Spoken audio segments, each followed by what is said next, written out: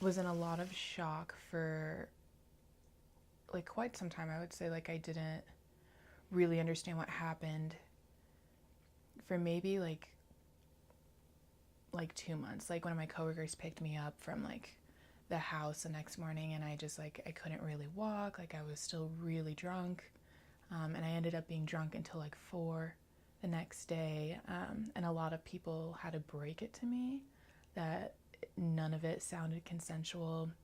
But for like a great amount of time, I was like, no, like, that's like I've been drunk and had sex before, but I didn't remember any of it. I had a lot of bruises, and it took, but like by the time that everything, like all of my bruises, like appeared, and I realized that like I had a hard time walking, like it was like a full week after the event, and then I realized that that's not normal sex.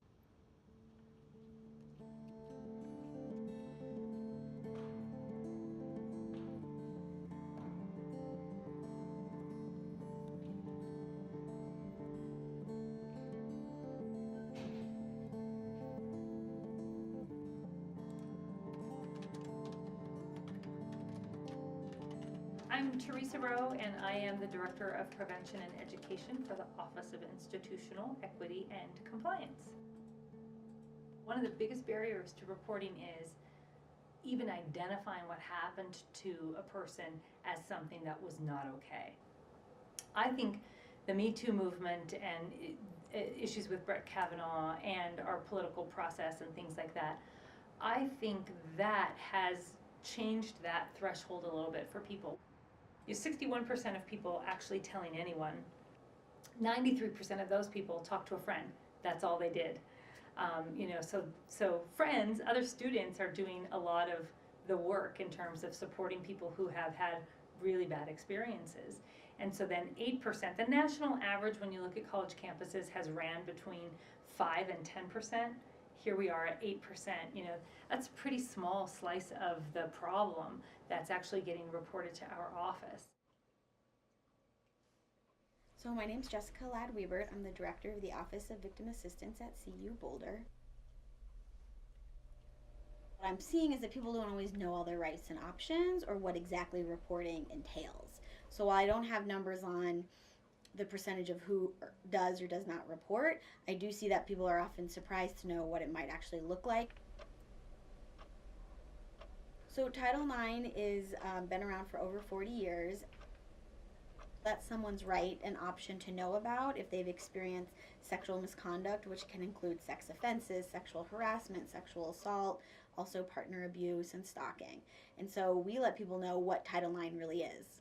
A lot of people don't fully understand it or know much about it. So first we just want to let them know, did you know that there's a policy that prohibits this if the person who harmed you is affiliated?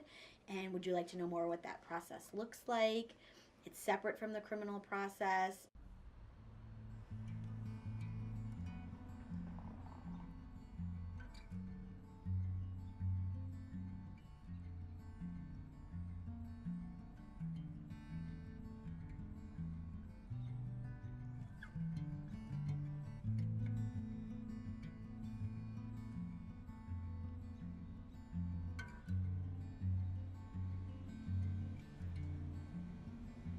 I think that national conversation is helping people realize, like, that's exactly what happened to me, and I didn't report that, and now I am hearing somebody talk about that's what happened to them.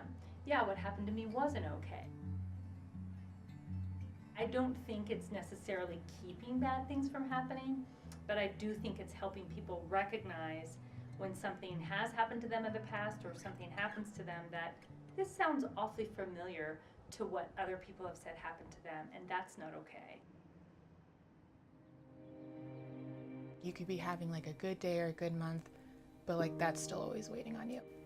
Feeling like you can't report is an awful feeling. Like I know that I chose not to because I just didn't want to deal with it at all, but like feeling like you can't is insane. Like it's a very scary environment that is very popular on college campuses, and especially with like the Me Too movement and like having Trump as a president and all of these sexual assaulters like whether they're like celebrities or like comedians or they're in our fucking Senate, and all of these women will come forward and all of it is brushed like aside and everyone's victim blamed for it.